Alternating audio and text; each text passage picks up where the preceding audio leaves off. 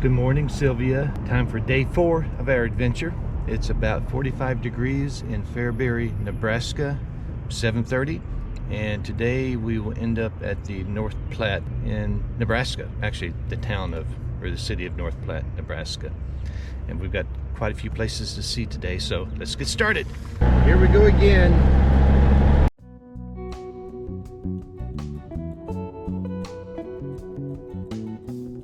This is the gravesite of George Winslow, and he was a California 49er gold rush guy who died of cholera and is buried near the river. So let's go check it out.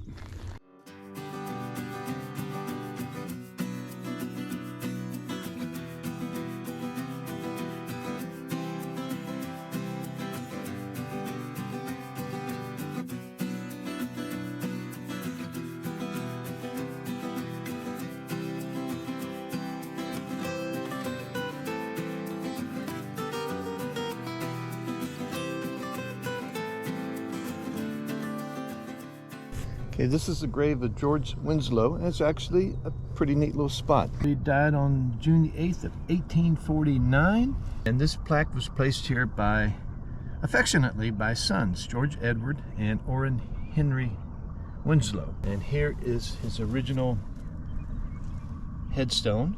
And there's a marker here talking about what happened. He was 25 years old. May 29th, he took violently ill with cholera. They remained at camp for 3 days. He seemed to be improving, and then on the afternoon of June 6th, they dug a grave on a beautiful swell of the prairie. I wonder if there were trees then. The description that I have says that this has never been plowed. Now, whether I believe that or not, I don't know. Oh, that must be a picture of him right there. Neat. I just backed out of another route that I wanted to take. It's 20 miles of gravel road, and these places I wanted to visit along the Little Blue River, there aren't any structures or anything remaining. They're all markers. By the late 1850s and early 1860s, the Indians had had enough. They had been very helpful to the immigrants up until that time, but as the number of immigrants kept increasing, the immigrants, they killed the game, they cut down the trees, they polluted the streams. They even used the Indians for target practice, and the Indians said, okay, that's enough. So there were a number of uprisings during like I said, the late 1850s and early 60s. The total number of people killed were still small. Over the entire Oregon Trail, I think no more than a couple hundred people died in some way related to Indian attacks. So I wanted to see those markers, but no, not 20 miles of gravel road. Here's a choo-choo train.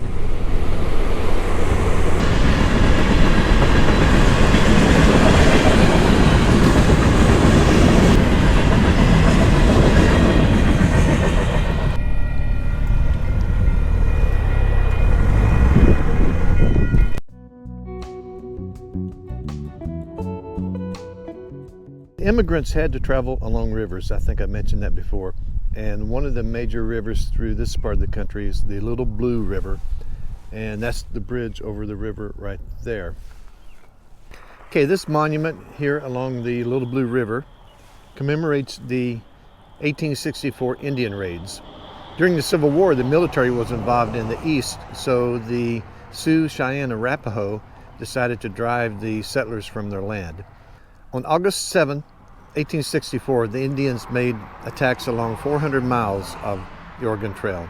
The most severe attacks were along the upper Little Blue River, where about 100 people were killed.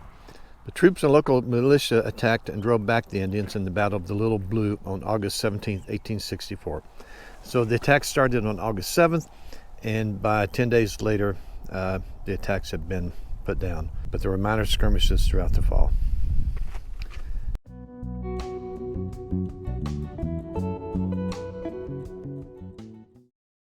I'm at the gravesite of Susan Hales, and the thing that's interesting to me when I first drove up is this little mound looks almost artificial, but it's natural, a little sand hill. It just looks odd.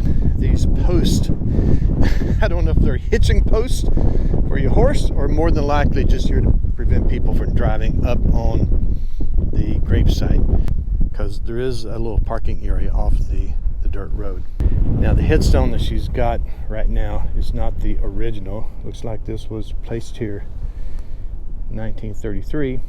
And here's the plaque. It'll be on my website, so I won't read every single word. But the reason that this one is known is apparently the husband left the wagon train when she died, was buried, and went back to the settled areas and got a marble headstone and put it on her grave. And you wonder if that story is true, but here's a guy that confirmed in May of 1854, and he wrote, "Past many graves, one had a nice marble headstone with a woman's name on it. It stood on top of a little sand hill, and strange enough was that sad evidence of civilization here in the wilderness, the more so as it bore a woman's name." She and her husband married in 1836 in Tennessee. They lived there, and then they moved to Missouri. And then Richard left for California in 1849, returned in 1851, gone for 2 years to get his wife and children, and in the spring of 1852, they headed out for California. They had their 6 children. They had her older sister, unmarried sister Martha, her brother. They had several wagons, and they were herding 100 head of cattle. Another interesting trail grave site. And like I said, there's an average of 15 of these per mile for the whole 2,000 miles. There's Silvia waiting to hit the road again. Here's an interesting little historical marker along the trail. Let me show you. Dobby Town, following the 1848 establishment of Fort Kearny 2 miles east of here. And I stopped at Fort Kearny and looked around, but everything's just recreated. There's nothing original, and flies were everywhere, and I don't enjoy flies, so I just blew on past it. But Fort Kearny is 2 miles that way. Anyway, this place was called Kearny City originally in 1859, but its more common name was Dobby Town, derived from the resemblance of its 12 to 15 earthen buildings to adobe structures. I like this part. Dobby Town itself developed in response to the thousands of soldiers, freighters, and travelers whose needs, quote unquote, could not be met within the fort. Gambling, liquor, and disreputable men and women were its principal attractions. It also served as a major outfitting point west of the Missouri River, the center of frontier transportation from 1860 to 1866. They had a Pony Express station, but like everything else along the trail, the railroad came through in 1869 and pretty much eliminated travel that required the services of Dobby Town. And now there's nothing but empty field, not a single trace of anything. Fields in all directions. Then we have a house over here. That's it. All right, let's hit the road. I just wanted to get this one to point out that the trail followed the south side of the Platte River. Now the Mormon trail followed the north side because they left from a different place. I think it's Iowa or Illinois. I have to find that later. But anyway, they came in on the northern side of the trail, and they wanted to stay separate because they had been persecuted for their religion. So Mormons stayed on the north side until Fort Laramie, I think, when they had to join the main trail. A lot of traffic through this area in the 1840s, 50s, and 60s.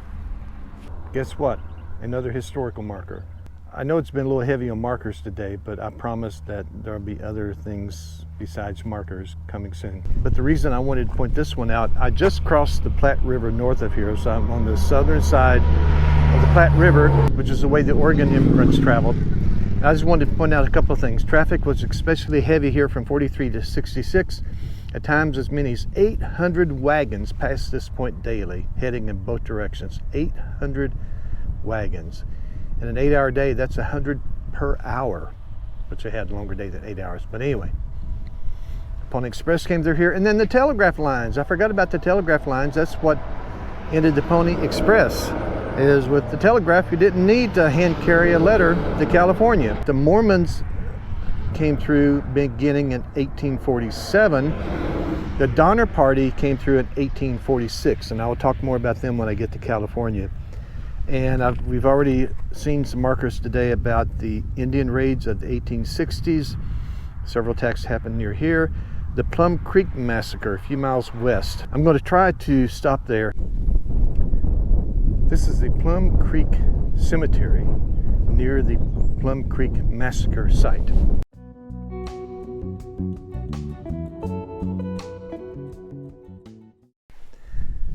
The massacre happened, as you see, 1.5 miles east of here, August 8th, 1864. If you remember a previous monument, the uprising along 400 miles of trail by the Indians started on August 7th, 1864. Among those ransomed were a 19-year-old Mrs. Thomas F. Nancy Jane Morton. Here's some information about this cemetery. And one thing I find interesting is has over 200 unmarked graves, and the burials extend 17 feet beyond the cemetery fence line. The victims of the massacre aren't actually buried here in this cemetery. They're buried at the site itself. The Plum Creek Cemetery is number 1. I came down this road, and here is a Plum Creek Massacre monument, and the actual site is 6. That's off-road, so that monument, we'll talk about that. And then Oregon Trail ruts are over here, and I probably can't get there. I'll have to stay on the road. So here's a photo of Nancy Jane Morton, a survivor of the massacre. So looking at the cemetery itself, it just looks like an empty field, and there's over 200 graves in here. Sarepta, wife of William Fly, died 1865. The exact location of her grave is unknown. The headstone marking her grave was found early this century by children playing in a field. It had been covered by prairie grasses and found half buried in an animal burrow. But her headstone was moved here in 1930 in preparation for the dedication of the Plum Creek Massacre marker in cemetery. In memory of an unknown child who, from the information available, became seriously ill and died while traveling with a wagon train in 1885 or 86. Now, I didn't think wagon trains were still a thing in 1885 or 86, but anyway, was buried on the Reverend Pierce farm west of Holdridge. The grave was exposed by erosion in August 1963 and was moved here. How about that? I found the monument here beside the road for the Plum Creek Massacre. An early morning attack on a train of 12 wagons at this spot resulted in the death of 11 men and the capture of Mrs. Thomas Morton. Those killed were buried in the graves at the site of the attack. There's a plaque here that says the victims were buried just a few yards south of the road, so that's over there somewhere. And Nancy Morton, the lady we keep talking about, was wounded by 2 arrows, remained a captive until about January 18th, 1865, when she was ransomed by some traders sent to the Upper Powder River County of Wyoming. She returned over the trail to Fort Kearny and then took the stage to Nebraska City. She passed directly by this site where her family and friends had been murdered a few months earlier. Remarried, lived until 1912, and she actually wrote a manuscript that I've read. You can find it on the internet. Just search for Nancy Morton's manuscript, Plum Creek Massacre. But there it is.